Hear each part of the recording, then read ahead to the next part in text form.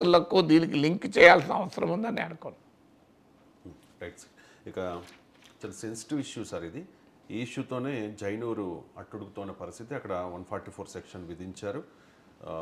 పటిష్ట బందోబస్తు 1000 మంది పోలీసులను అక్కడ పెట్టిన పరిస్థితి సార్. జైనూరులో శాంతి నెలకొనాలి అని చెప్పి ఇప్పటికే బీఆర్ఎస్ కూడా కోరుకుంటుంది. దీనికి సంబంధించి కేటీఆర్ కూడా ఒక ట్వీట్ చేసిన పరిస్థితి. సో ఆదివాసీ మహిళపై ఒక వర్గానికి చెందిన వ్యక్తి దాడి చేశారు అనేది ఆరోపణ సార్. దీనికి సంబంధించి బాధితురాలిని మంత్రి సీతక్క కూడా పరామర్శించారు. పరామర్శించిన తర్వాత సీతక్క మాట్లాడారు. ఒకసారి బయట ప్లే చేయండి.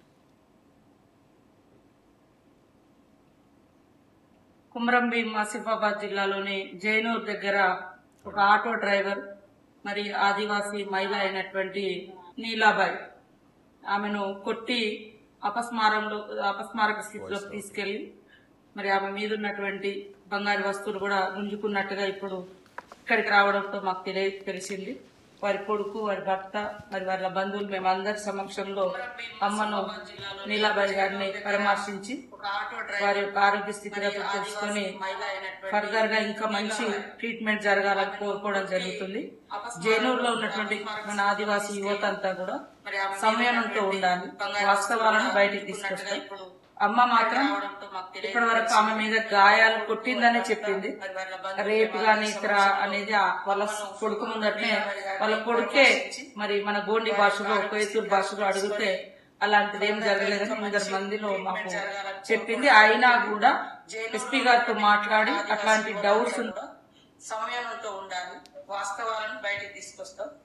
అమ్మ మాత్రం ఇప్పటి వరకు ఆమె మీద గాయాలు కొట్టిందనే చెప్పింది.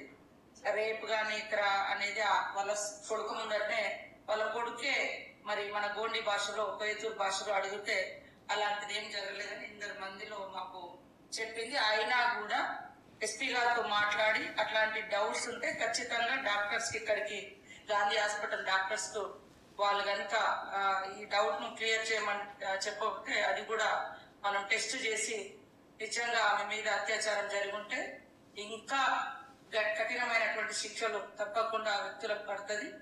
ఎవరైనా ఎంతటి వారైనా ఆడవాళ్ళ మీద, అమాయకుల మీద లేదా ఇట్లాంటి అఘాయిత్యాలకు పాల్పడేటువంటి వారిని కఠినంగా శిక్షిస్తాం.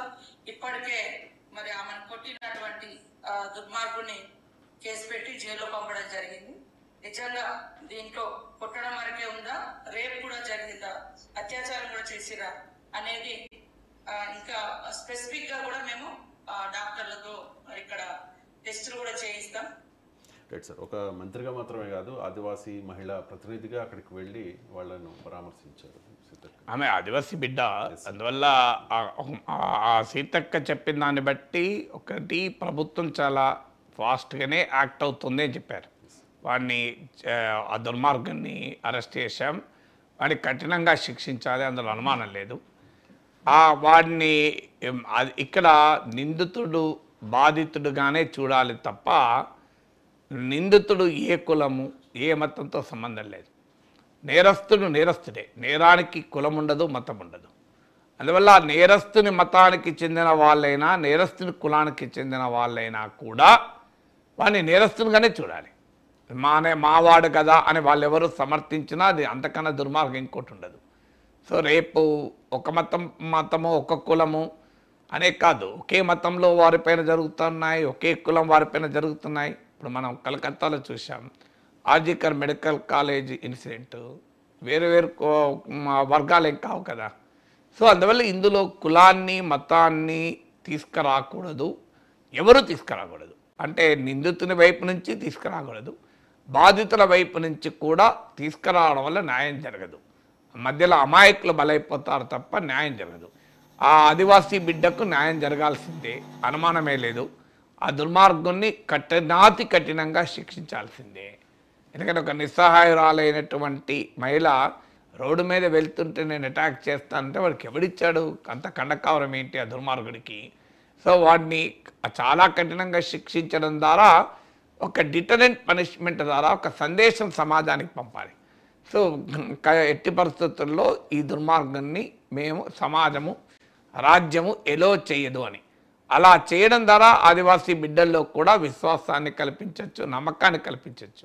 సహజంగా తమ ఎక్కడ అన్యాయం జరిగినా చెల్లిస్తాము, అందులో తమ వారికి జరిగినప్పుడు మరింత ఎక్కువగా ఎవరైనా చెల్లిస్తారు.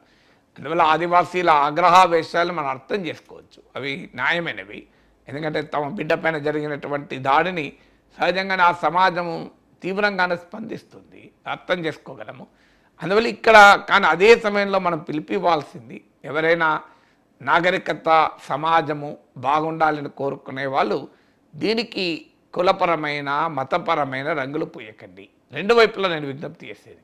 దానివల్ల అమాయకులు బలైపోతారు, నేరస్తులు బలపడతారు. నేరస్తుని ఐసోలేట్ చేయాలి. Criminal should be isolated. క్రిమినల్కు వాడి సొంత కుటుంబం నుంచి కూడా మద్దతు రావద్దు. పక్క పెట్టను వర్గము, కులము, మతము, వాడి సొంత కుటుంబంలో కూడా వాడిని చీకొట్టుకోవాలి. ఇలాంటి దుర్మార్గుడు మాకు ఉన్నా ఒకటే లేకున్నా ఒకటే అనేటువంటి రీతిలో రెస్పాండ్ కావాలి. ఎందుకంటే ఆ కుటుంబం పైన ఇంకా ఆ వర్గం పైన ఇంకెక్కువ బాధ్యత కూడా ఉంటుంది. వీడు మావాడితో సంబంధమే లేదు, వాడిని మీరు ఎంతైనా శిక్షించండి అనే వైఖరి అటువైపుని తీసుకోవాలి.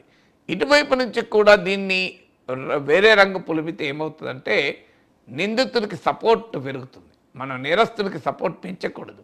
నేరస్తుని ఐసోలేట్ చేస్తే ఆ దుర్మార్గుడు వీక్ అవుతాడు.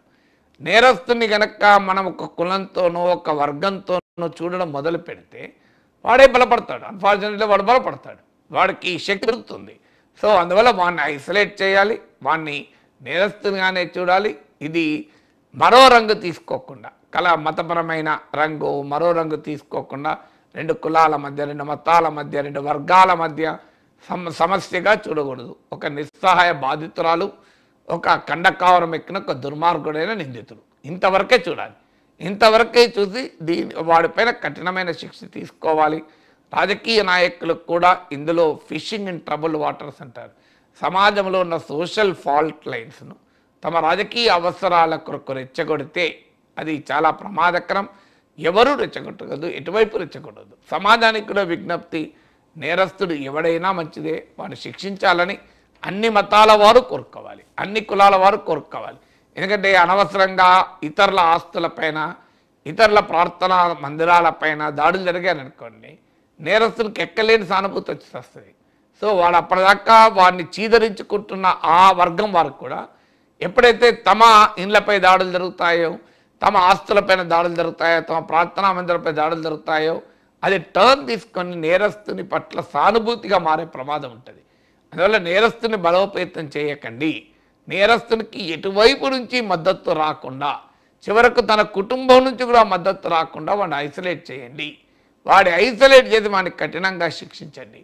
అందువల్ల దీన్ని ఇతరత్రా కలర్ ఇవ్వకుండా, ఇతరత్రా రెచ్చగొట్టకుండా ఇది నేరంగానే చూడండి, నేరస్తుని కఠినంగా శిక్షించండి.